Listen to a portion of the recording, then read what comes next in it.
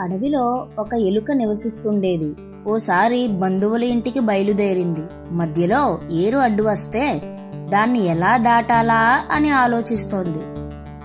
ఏరులో ఉన్న కప్ప గమనించి నీటిలోంచి బయటకు వచ్చి, ఏంటి ఎలుక బావా, అంతలా ఆలోచిస్తున్నావు అని అడిగింది. దానికి ఎలుక, ఈ ఏరుని దాటి మా బంధువుల ఇంటికి వెళ్ళాలి, ఎలా దాటాలా అని ఆలోచిస్తున్నా అని చెప్పింది. కప్పకు ఎలుకను ఆట పట్టించాలనిపించింది.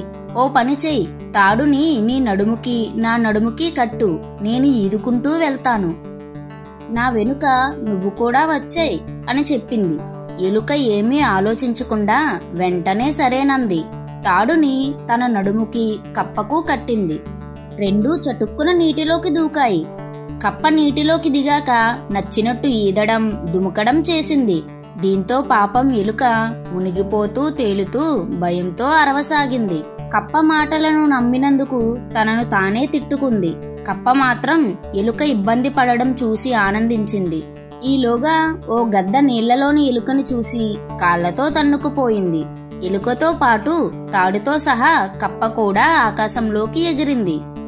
ఒకే దెబ్బకు రెండు పిట్టలనుకుని వాటిని తినడానికి కొండవైపు తీసుకుని ఎగిరిపోయింది.